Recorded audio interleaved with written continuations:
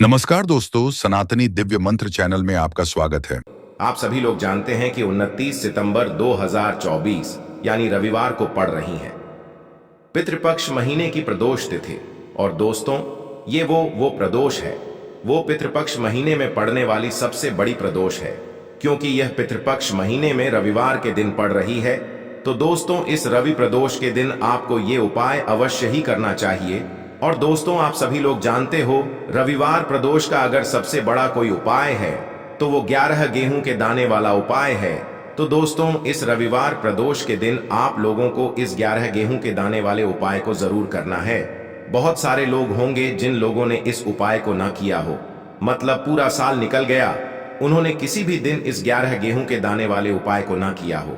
पर दोस्तों, आपके पास एक आखिरी मौका बचा हुआ है, जो कि 29 सितंबर के दिन है। तो इस दिन आप लोगों को इस वाले उपाय को जरूर कर लेना है। भले ही आपने पूरे साल भर इस उपाय को ना किया हो, पर अगर आपने इस श्राद्ध पक्ष महीने की प्रदोष तिथि के दिन अगर इस वाले उपाय को कर लिया, तो आपको इस उपाय को करने का वो फल मिलेगा जिसकी आपने कभी कल्पना भी नहीं करी होगी।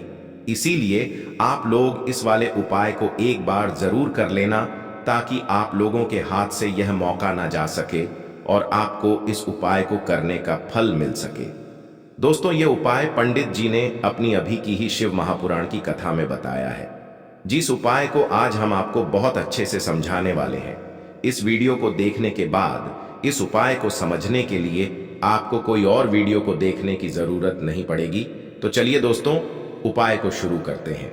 देखिए, ये इस पितृपक्ष महीने के रविवार प्रदोष के दिन यह इतना खास होता है, इतना महत्वपूर्ण होता है। देखा गया है, कभी कभी बड़े बड़े पूजा पाठ अनुष्ठान से जो मनोकामना पूर्ण नहीं होते, वो पितृपक्ष महीने के दिन एक छोटे से उपाय करने से ही आपकी मनोकामना पूर्ण हो जाती है। और बहुत सारे लोगों ने इस उपाय को किया भी है और उनको इस उपाय को करने का फल भी जरूर मिला है।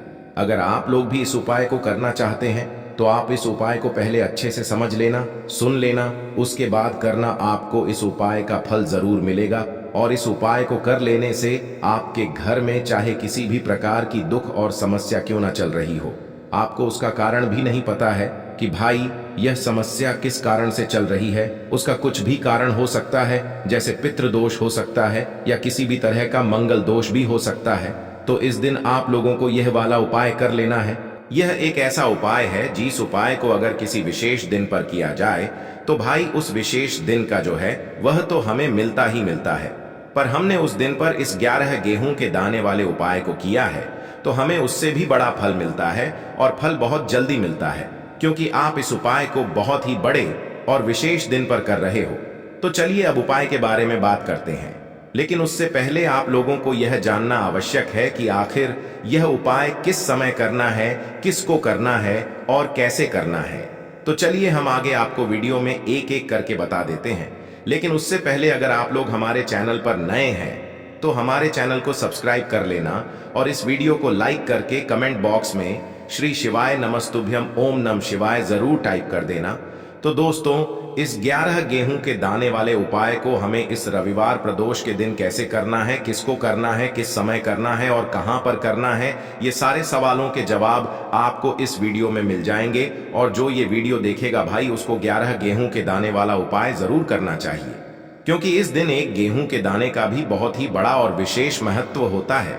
और जब बात आ जाए 11 गेहूं के दाने की, तो ये सोने पे सुहागा वाली बात हो जाती है और ये एक बहुत ही बड़ा उपाय हो जाता है इस रविवार प्रदोष का। तो अब दोस्तों, इस 11 गेहूं के दाने वाले उपाय को आखिर करना किसको है, सबसे पहले हम लोग वो बात जान लेते हैं। तो देखो, घर की जो बड़ी माताएं बहनें होती हैं, उन माताओं बहनों में से कोई भी एक बड़ी माता बहन इस वाले उपाय को कर सकती है। और दोस्तों, अगर आप चाहे तो अपने घर में से सभी सदस्यों को भी इस उपाय को करवा सकते हैं। अगर किसी व्यक्ति की खुद की कोई मनोकामना है, खुद की कोई दुख और परेशानी है जो कि वह अपने लिए ही करना चाहता है, इस वाले उपाय को तो वह खुद अपने लिए भी कर सकता है। बाकी अगर कोई घर में से ऐसा है जो कि अपने पूरे घर परिवार की सुख और शांति के लिए यह वाला उपाय करना चाहता है, तो भाई वह भी कर सकता है, उसमें भी कोई दिक्कत वाली बात नहीं है। कहने का मतलब ये है कि इस उपाय को हर एक सदस्य भी कर सकता है और पूरे घर परिवार के सदस्य के लिए घर की बड़ी माताओं बहनों में से कोई एक माता बहन भी कर सकती है। माताएं बहनें अगर घर में उपस्थित ना हो या वह यह वाला उपाय ना कर पा रही हो तो फिर घर का कोई बड़ा सदस्य भी इस गेहूं के दाने वाले उपाय को कर सकता है, चाहे फिर वह पुरुष ही क्यों ना हो। उसमें कोई भी दिक्कत वाली बात नहीं है। अब दोस्तों, इस गेहूं के दाने वाले उपाय को हमें करना कहां पर है? देखो, इस उपाय को हमें शिव जी के मंदिर में ही करना है। बहुत सारे लोग प्रश्न करते हैं हर एक उपाय को करते समय कि ये उपाय किस समय करना है। अब देखो, प्रदोष का दिन है। अगर आप इस उपाय को प्रदोष काल में करेंगे तो बहुत लाभ मिलेगा। देखो, गुरुजी ने कहा है कि अगर रविवार के दिन प्रदोष व्रत पड़ जाए तो प्रदोष के दिन आपको 11 गेहूं के दाने वाला उपाय तो अवश्य ही करना चाहिए।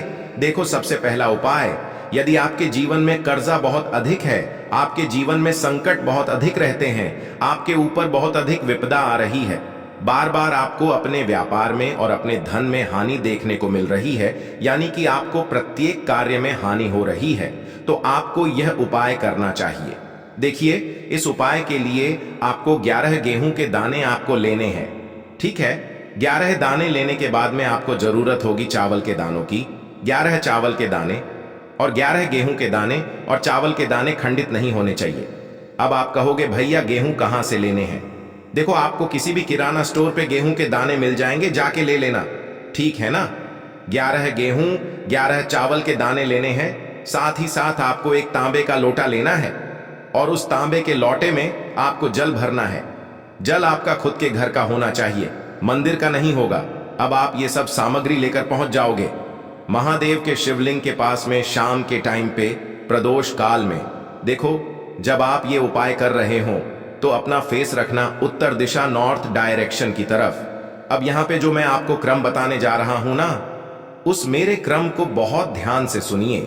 महादेव को अगर कोई सबसे प्रिय है ना, तो उनकी सबसे छोटी पुत्री जिनका नाम है माता अशोक सुंदरी, जो आपके पास में चावल के 11 दाने हैं ना, उन चावल के 11 दानों को माता अशोक सुंदरी के स्थान पर आपको अपना नाम और गोत्र बोलते हुए समर्पित कर देने हैं, है ना। चावल के दानों को रखने के बाद में जो आपके पास में तांबे का लौटा है ना, उस तांबे के लौटे को कहीं पे भी हम जल नहीं चढ़ेंगे। सिर्फ और सिर्फ माता पार्वती का जो हस्त कमल आपको दिख रहा है, यहीं पे गोल गोल आपको समर्पित करना है, उसी जल को, और कहीं नहीं।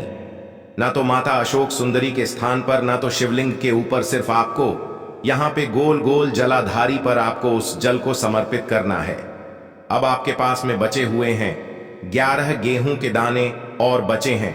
उन्हीं 11 गेहूं के दाने को आपको अपनी मनोकामना, अपने विशेष कहते हुए महादेव के शिवलिंग के ऊपर अगर आप रवि प्रदोष के दिन प्रदोष काल में कर देते हैं तो आपकी जो भी मनोकामनाएं होंगी, जो भी विश होंगी, महादेव पूरी जरूर करते हैं। अन्न को समर्पण करने से, उस खासकर गेहूं को समर्पण करने से हमारी इच्छाएं पूरी होती हैं। और अगर वो दिन रविवार प्रदोष का दिन हो, तब तो इससे सुंदर संयोग कुछ भी नहीं हो सकता। आपकी इच्छाओं को पूरा करने के लिए बहुत स्पेशल, बहुत प्यारा सा उपाय आप सभी को जरूर करना है। ध्यान में रखिएगा, यह उपाय प्रदोष काल में करना है। देखो, गुरु जी ने कहा है भगवान शिव के शिवलिंग पर 33 कोटि देवी देवताओं का वास होता है। अगर हम शिवलिंग के सामने कुछ भी उपाय करते हैं तो हमारे सभी देवी देवता हमसे खुश हो जाते हैं। ये उपाय आपको अवश्य करना है। देखो, सुबह के टाइम नहीं कर सकते, ठीक है। अब बात करते हैं अगले उपाय की। देखिए, इसके लिए आपको क्या करना है, एक काली मिर्च लेनी है। देखो, ध्यान से समझना, एक काली मिर्च लेनी है और ध्यान देना है कि काली मिर्च कहीं से भी खंडित नहीं होनी चाहिए। फिर इसके बाद आपको लेना है एक गोल बाती का दीपक। देखिए, दीपक आप चाहे तो माटी का ले लें, और यदि आपके पास माटी का दीपक नहीं है तो आप यह दीपक शुद्ध आटा लगा करके एक दीपक बना सकते हैं। बस आपको ध्यान देना है कि उस आटे में आपको नमक या हल्दी का प्रयोग नहीं करना है। ठीक है, तो आप एक बढ़िया सा दीपक बना लें और उस दीपक में गोल बाती लगा करके उस दीपक में आपको घी भरना है। देखो, गाय का शुद्ध घी आपको उस दीपक में भरना है। अब क्या करना है, आपको इन दोनों चीजों को लेकर चले जाना है। बेलपत्र के पेड़ के पास देखिए। देखो, गुरुजी ने अपनी अभी की शिव महापुराण कथा में भी बताया था, जो भी व्यक्ति प्रदोष काल में जो भी एक दीपक प्रज्वलित कर देता है, उसके घर पर धन की कमी नहीं हो सकती। देखो, यदि आपके घर के आसपास कहीं बेलपत्र का पेड़ नहीं है या घर से काफी दूर पड़ता है और आप जा नहीं सकते, तो आगे हम ये भी बताएंगे कि कैसे इस उपाय को करना है। अगर बेलपत्र वृक्ष ना हो तो देखो, अब आपको प्रदोष काल में इन दोनों चीजों को लेकर चले जाए बेलपत्र के पेड़ के पास में। अब क्या करना है, सबसे पहले आपको उत्तर दिशा की ओर मुंह करके आपको खड़े हो जाना है और जो आप दीपक लेकर गए हैं उससे आपको बेलपत्र की जड़ में प्रज्वलित करना है। दीपक प्रज्वलित करने के बाद आपको एक काली मिर्च अपनी हथेली पर रखना है और बेलपत्र के पेड़ का आपको 5 बार परिक्रमा लगा लेना है। और यदि आप परिक्रमा बेलपत्र के पेड़ का नहीं लगा सकते हैं तो आपको दीपक को चारों ओर कुछ इस तरह से क्लॉकवाइज 5 बार घुमा देना है, मतलब आरती करना है। और घुमाने के बाद आपको उसी काली मिर्च को दीपक में डाल देना है और वहीं पर बैठकर हाथ जोड़ करके आंख बंद करके आपको जो भी आपके जीवन में समस्याएं हैं, घर से लक्ष्मी जी का निवास नहीं है, घर में लक्ष्मी जी प्रवेश नहीं कर रही है, और भी जीवन में जो भी समस्याएं हैं, तो उस समय आपको विनती करनी है। ठीक है। अब इसके बाद यदि आपके घर के आसपास कहीं बेलपत्री का पेड़ नहीं है तो आपको इन सब चीजों को लेकर चले जाना है शंकर जी के मंदिर में। और शिव जी के मंदिर पहुंचकर आपको क्या करना है, आपको इसी एक दीपक को आपको शंकर जी के मंदिर की जो चौखट होती है ना, वहां पर आपको इस दीपक को जलाना है। और दीपक जलाते समय आपका मुख उत्तर दिशा की ओर होना चाहिए। दीपक जलाने के बाद आपको क्या करना है, एक काली मिर्च अपनी हथेली पर रखना है और आपके जीवन में जो भी समस्याएं हैं, चाहे वो समस्या परिवार को लेकर हो या फिर धन को लेकर हो, वो अपनी वह समस्या बोलनी है। और बोलने के बाद आप उसी काली मिर्च को दीपक में डाल देना है और आपकी कामना पूर्ण हो जाए, घर में लक्ष्मी जी का निवास हो, ऐसी कामना आपको कर लेनी है। देखिए, शंकर जी की मंदिर की जो चौखट होती है ना, उसमें 33 कोटि देवी देवता निवास करते हैं। यदि आप वहां पर दीपक जलाते हैं तो इससे भगवान शिव तो प्रसन्न होते ही है, साथ ही आपको 33 कोटि देवी देवताओं का आशीर्वाद प्राप्त होता है और वह सभी प्रसन्न होते हैं जिनकी आशीर्वाद से आपकी कामना 100% पूरी होती है। तो आप ये उपाय जरूर करिएगा। आप बहुत ही छोटा सा उपाय है, करके देखिएगा। देखिए, अब हम जान लेते हैं गुरु जी द्वारा बताए गए दूसरे उपाय के बारे में। इस उपाय के लिए आपको मात्र 2 लौंग लेनी होगी, यानी कि आपको लौंग का जोड़ा लेना है। 2 फूल वाली आपको लौंग लेनी है। लौंग का जोड़ा कहीं से भी खंडित नहीं होना चाहिए, इस बात का ध्यान रखें। इसी के साथ में आपको लेना होगा लाल चंदन का पाउडर। देखिए, यदि आपके पास लाल चंदन की लकड़ी है तो उसे घिसकर भी आप चंदन के रूप में प्रयोग कर सकते हैं। यदि पाउडर है तो उसका भी आप अपने उपाय के लिए प्रयोग कर सकते हैं। देखिए, चंदन जो है वो तेज का प्रतीक माना गया है और साथ ही साथ जीवन के अंधकार को दूर करने का प्रतीक माना गया है। अब इसी के साथ में आपको मात्र 1 तांबे के पात्र के अंदर शुद्ध जल लेना होगा अपने घर से। अब दोस्तों, ये तीनों सामग्री लेकर के सीधे आपको पहुंच जाना होगा भगवान शिव के मंदिर में। देखिए, इसी के साथ में आपको एक गोल बाती का दीपक भी लेना होगा। दीपक आप मिट्टी का भी ले सकते हैं, शुद्ध घाटा मढ़कर उसका भी तैयार कर सकते हैं। और दीपक में आपको शुद्ध घी का प्रयोग करना है। लेकिन जैसे ही आप इन सभी सामग्रियों को मंदिर में लेकर के पहुंचेंगे, मंदिर में जैसे ही आप चौखट के वहां पर पहुंचेंगे तो मंदिर की चौखट के सीधे तरफ आप जो अपने साथ एक गोल बाती का दीपक लेकर के आए हैं, उसे आपको सबसे पहले तो प्रज्वलित कर देना है। यानी कि जैसे ही आप मंदिर की चौखट के वहां पर प्रवेश करते हैं तो उसके सीधे तरफ आपको ये गोल बाती का दीपक प्रज्वलित कर देना है। अब देखिए, जैसे ही आप यह दीपक प्रज्वलित करेंगे तो आपकी जो भी मनोकामना है उससे आपको बोल देना है। आप इस दीपक को इस प्रकार से प्रज्वलित करने के बाद इन सभी सामग्रियों को आपको शिवलिंग के पास में लेकर पहुंच जाना है। अब देखिए दोस्तों, आपके पास जो एक तांबे के पात्र के अंदर शुद्ध जल है, उसमें से आपको केवल आधा लोटा जल ही भगवान शिव के शिवलिंग पर अर्पित करना है। आधा लोटा जल आपको उसी पत्र के अंदर बचा लेना है। अब दोस्तों, आपके पास जो 2 लौंग हैं, यानी कि लौंग का जोड़ा है, उससे आपको अपना नाम और अपने गोत्र को बोलते हुए आपकी जो भी समस्या चल रही है, आपके जीवन में जो भी परेशानी उत्पन्न हो रही है, उन्हें आपको बोल देना है। और ये जो लौंग का जोड़ा है, इसे आपको भगवान शिव के शिवलिंग पर अर्पित कर देना है। जैसे आप ये 2 लौंग शिवलिंग पर चढ़ाएंगे तो अपना हाथ जो है वहां पर आपको रखना है और महादेव से आपको प्रार्थना करनी है कि मेरे जीवन की ये जो परेशानियां हैं ये सभी दूर हो जाएं। यानी कि आपके जीवन में धन की संबंधित परेशानी चल रही है, कर्ज की समस्या चल रही है, बच्चों का पढ़ाई लिखाई में मन नहीं लग पा रहा है, घर के जो आर्थिक संकट है वह सभी दूर हो, व्यापार आपका ढंग से नहीं चल पा रहा है, घर में रोग की स्थिति बनी हुई है, यानी कि जिस भी प्रकार की आपकी समस्याएं हैं उसे आपको महादेव से बोल देना है और महादेव से इन सभी समस्याओं को दूर करने के लिए आपको प्रार्थना कर लेनी है। अब देखिए दोस्तों, आपने जो 2 लौंग शिवलिंग पर समर्पित की थी उससे आपको वहां से उठा लेना है और इन दोनों लौंग को आपको शिवलिंग से उठा करके सीधे उससे जल के पात्र के अंदर डाल देना है। यानी कि अपने आधा लौटा जल और बचाया हुआ था उसी के अंदर आपको ये 2 लौंग डाल देनी है और साथ में आप जो लाल चंदन लेकर के आए थे उस लाल चंदन को भी आपको उसी पात्र के अंदर डाल देना है। यानी कि आधा लोटा जल और बचा हुआ है तो उसी आधे लोटे जल के अंदर आपको ये लाल चंदन भी डाल देना है। अब देखिए, इस आधे लोटे जल में है जिसमें अपने 2 लौंग डाली है, लाल चंदन डाला है, उसे सीधे लेकर के आपको पहुंचना है बेलपत्र के वृक्ष के वहां पर। देखिए, बेलपत्र का वृक्ष यदि आपके घर पर है तो वहां पर आपको आ जाना है, आपके घर के आसपास कहीं भी है तो वहां पर आपको पहुंच जाना है और उसके बाद आपका जो मुख है वह उत्तर दिशा की ओर होना चाहिए और उसके बाद आपको अपना नाम और अपनी गोत्र को बोलना है और पुनः अपने जो भी परेशानियां शिवलिंग के पास में बोली थी उन्हें आपको वापस से बेलपत्र के वहां पर भी बोल देनी है। और ये जो आधा लोटा जल और है इससे आपको पूरा बेलपत्र के वृक्ष की जड़ में श्री शिवाय नमस्तुभ्यं इस मंत्र का जाप करते हुए समर्पित कर देना है। तो बस इतना सा उपाय आपको करना है। जो भी आपकी परेशानी है, समस्या है, उससे महादेव निश्चित ही दूर करेंगे। अब दोस्तों, हम जान लेते हैं तीसरे चमत्कारी और विशेष उपाय के बारे में। देखिए, ये उपाय बहुत ही चमत्कारी है क्योंकि इस उपाय से आपके जिम्मे तेज की वृद्धि होगी, यानी कि जीवन से जितना भी अंधकार ही वो सभी दूर होगा। तो इस उपाय के लिए आपको मात्र 1 गुड़ का टुकड़ा लेना है।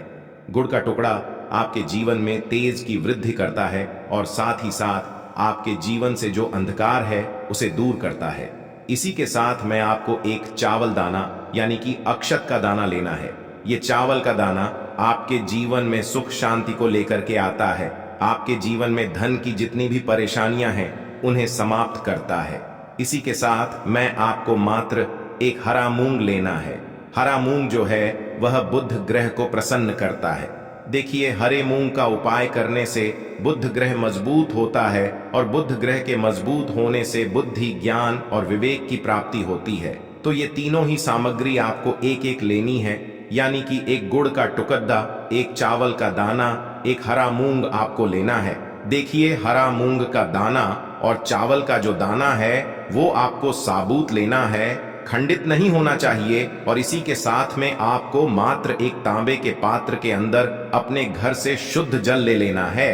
देखिए, अब इन सभी सामग्रियों को लेकर के सीधे आपको पहुंच जाना है भगवान शिव के मंदिर में। आप ये उपाय सुबह से लेकर के शाम तक किसी भी समय कर सकते हैं, लेकिन रविवार के दिन ही आपको इस उपाय को करना है।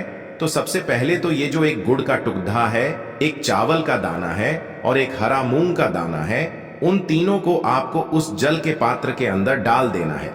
लेकिन यह जो उपाय है आपके जीवन की सारी परेशानियों को दूर करने के लिए होता है, लेकिन विशेष मनोकामना तीनों सामग्रियों से ही आपकी परिपूर्ण हो जाती है।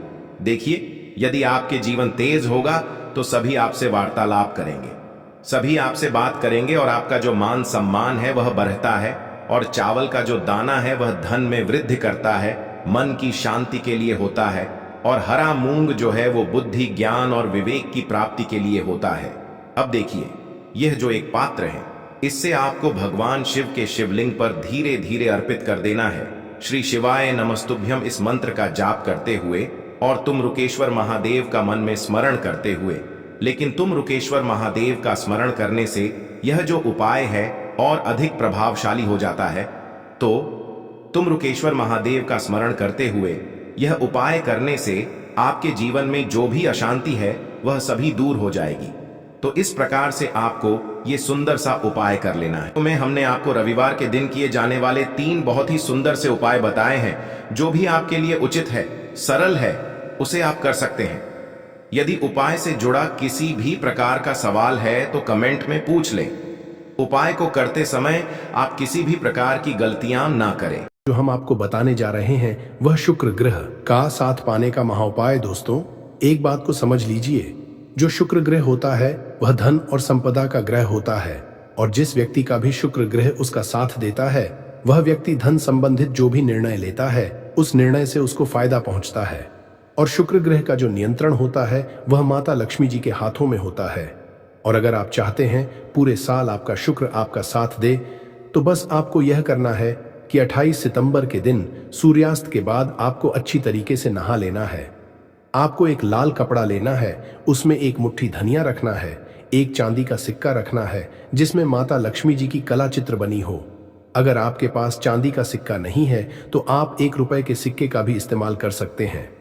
अब आपको अपने घर के पूजा घर पर जाना है। इन चीजों को अपने हाथ में पकड़ने के बाद माता लक्ष्मी के बीज मंत्र का जाप आपको 11 बार करना है, क्योंकि माता लक्ष्मी जी को 11 नंबर प्रिय है। बीज मंत्र है AUM महालक्ष्मी नमः।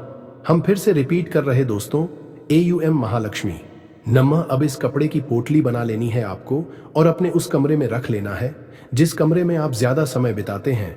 सिर्फ इतना उपाय आपको इस एकादशी तिथि के दिन करना है और यह पोटली अभिमंत्रित हो जाएगी, जो आपका शुक्र ग्रह को इतना मजबूत कर देगी जिसकी वजह से आप धन संबंधित जो भी निर्णय लेंगे उस निर्णय से आप फायदा पहुंचेगा। आप खुद देखेंगे कि इस उपाय को करने के बाद आपके जीवन में धन में बढ़ोतरी होगी और माता लक्ष्मी जी की कृपा सदैव आप पर बनी रहेगी। दूसरा उपाय है भाग्य के साथ पाने का महा उपाय। दोस्तों, एक बात को समझ लीजिए, किसी भी व्यक्ति के जीवन के भाग्य राहु केतु का जो नियंत्रण होता है वह भगवान विष्णु जी के हाथों में होता है। और अगर आप चाहते हैं पूरे साल आपका भाग्य आपका साथ दे, तो बस आपको ये करना है, इस एकादशी तिथि पर आपको सुबह के वक्त अच्छी तरीके से नहा लेना है और एक पीला कपड़ा लेना है। पीले कपड़े में आपको एक मुट्ठी धनिया रखना है। अब आपको अपने घर के पूजा घर पर जाना है जहां भी भगवान विष्णु जी की कला चित्रों हो। अब यहाँ पर आपको इस पीले कपड़े की पोटली बना लेनी है और भगवान विष्णु जी के बीज मंत्र का जाप आपको 11 बार करना है। बीज मंत्र है AUM नमो भगवते वासुदेवाय नमः। हम रिपीट कर दे रहे हैं दोस्तों, AUM नमो भगवते वासुदेवाय नमः। ये जो पीली पोटली आपने अपने हाथ में पकड़ी थी यह अभिमंत्रित हो जाएगी। अब इस पीली पोटली को अपने कमरे में, जिस कमरे में आप ज्यादा समय बिताते हैं उस कमरे में पूर्व दिशा में आपको रख देना है। सिर्फ इतना उपाय अगर आपने इस एकादशी तिथि के दिन कर लिया, पूरे साल आपका भाग्य आपका साथ देगा। भगवान विष्णु जी के आशीर्वाद से आपके नवग्रह आपका साथ देना शुरू कर देंगे। आपके केतु आपका इस तरह से साथ देंगे जिसके बाद आप कोई भी निर्णय लेंगे उस निर्णय से सिर्फ आपको फायदा पहुंचेगा। यह प्राचीन काल के समय का महा उपाय है जो इंदिरा एकादशी तिथि के दिन किया जाए तो एक व्यक्ति के जीवन में एक चमत्कारी बदलाव जरूर आता है। दोस्तों, वीडियो में आगे बढ़ने से पहले आपसे निवेदन था, वीडियो लाइक करना मत भूलिएगा। अगला उपाय है धन हासिली का महा उपाय। दोस्तों, आप चाहते हैं कि पूरे साल आपके पास धन का आगमन बना रहे, आपके पास जो धन आए उसमें वृद्धि हो, भगवान विष्णु जी और माता लक्ष्मी जी दोनों का आशीर्वाद आपको मिल जाए, तो बहुत छोटा सा उपाय आपको इस एकादशी तिथि के सूर्यास्त को करना है। देखिए, 28 सितंबर की शाम को आपको अच्छी तरीके से नहा लेना है। आपके घर का जो भी पूजा घर है वहां पर आपको जाना है। सबसे पहले भगवान विष्णु जी और माता लक्ष्मी जी कला चित्र के सामने आपको एक घी का दीपक जला देना है। यहाँ पर आपको लाल कपड़ा बिछाना है जिसमें आपको कुछ चीज रखनी है, जैसे 3 लौंग, 4 कपूर और एक मुट्ठी धनिया। हम फिर से रिपीट कर रहे हैं दोस्तों, 3 लौंग, 4 कपूर और एक मुट्ठी धनिया। इस कपड़े की आपको पोटली बना लेनी है। इस पोटली को अपने हाथ में पकड़ना है और माता लक्ष्मी जी के बीज मंत्र का जाप 11 बार करना है। बीज मंत्र है ओम महालक्ष्मी नमः। अब इस पोटली को आपको ले जाना है और अपनी अलमारी में, तिजोरी में, जहां भी आप पैसा, रुपया, सोना, चांदी रखते हैं वहां पर रख देना है। सिर्फ इतना उपाय आपको करना है इस एकादशी तिथि के दिन और ये पोटली अभिमंत्रित हो जाएगी, जिसके बाद ये आपके जीवन में धन खींचने का काम करेगी। यह पोटली एक चुंबक बन जाएगी जिसकी वजह से आपके जीवन में धन आने के रास्ते खुल जाएंगे। उस घर को तुरंत ही माता लक्ष्मी जी अपना वरदान और आशीर्वाद भी दे देती है। दोस्तों, बहुत से लोग ये बात समझते हैं कि सिर्फ दशहरा और दिवाली में माता लक्ष्मी जी की पूजा पाठ करना चाहिए। सिर्फ दशहरा और दिवाली में ही माता लक्ष्मी जी का आशीर्वाद मिल सकता है, परंतु बहुत कम लोगों को ये बात पता है कि पूरे तांत्रिक पंडित, एस्ट्रोलॉजिस्ट जितने भी होते हैं वो इंदिरा एकादशी का इंतजार करते हैं, क्योंकि इस दिन की गई पूजा साधना क्रिया कभी भी खाली नहीं जाती है। और दोस्तों, इस इंदिरा एकादशी सिर्फ आप साधारण से 3 लौंग के उस महाउपाय को कर लेते हैं जिसके बारे में हमारे ज्योतिष शास्त्र में लिखा हुआ है, जो आपको हम इस वीडियो में बताने आ रहे हैं। साक्षात आपको माता लक्ष्मी जी का वो वरदान और वो आशीर्वाद मिलेगा के बाद न केवल आपका भाग्य बदल जाएगा, न केवल आपका सौभाग्य आपका साथ देना शुरू कर देगा, बल्कि आपके जीवन में माता लक्ष्मी जी के आशीर्वाद से धन की वर्षा भी होगी और धन आपके जीवन में 23 दिशाओं से खींचा हुआ चला आएगा। दोस्तों, आप बार बार ये जरूर सोचेंगे कि आखिर 3 लौंग के ही महाउपाय को क्यों करना है, आखिर लौंग के उपायों से माता लक्ष्मी जी कैसे प्रसन्न हो जाएंगी। तो आपकी के लिए बता दें, लौंग को हमारे हिंदू धर्म में पवित्र माना गया है। अगर आप तंत्र शस्त्र की पुराणों को देखेंगे तो उसमें आपको पता चलेगा कि लौंग को तो उत्तम श्रेणी में रखा गया है, और माता लक्ष्मी जी की पूजा में अगर लौंग का इस्तेमाल न किया जाए तो माता लक्ष्मी जी की पूजा संपन्न नहीं मानी जाती है। अगर कोई मानव माता लक्ष्मी जी का वरदान हासिल करना चाहता है, कोई मानव चाहता है कि उसकी पूजा माता लक्ष्मी जी के सामने सिद्ध हो जाए, कोई मानव ये चाहता है कि माता लक्ष्मी जी के वरदान से उस मानव की इच्छा पूरी हो जाए, तो दोस्तों आपको लौंग का प्रयोग करना ही पड़ेगा, वरना आपकी पूजा सफल नहीं। आप अगर चाहते हैं कि माता लक्ष्मी जी के सामने की गई पूजा आपकी सिद्ध हो जाए, आप कोई भी उपाय कर रहे हैं, उसका लाभ आपको तुरंत मिल जाए, तो दोस्तों लौंग का उपाय अवश्य ही कीजिएगा। और इस वीडियो में हम आपको 3 लौंग के उस महाउपाय के बारे में बताने आ रहे हैं, जिस उपाय को आपने सिर्फ एकादशी के दिन सही मुहूर्त पर सही तरीके से कर लिया। तो दोस्तों यकीन मानिए, आपको माता लक्ष्मी जी का वो वरदान और वो आशीर्वाद मिलेगा, जिसके बाद आपके जीवन में फिर आपको धन की कोई कमी नहीं होगी।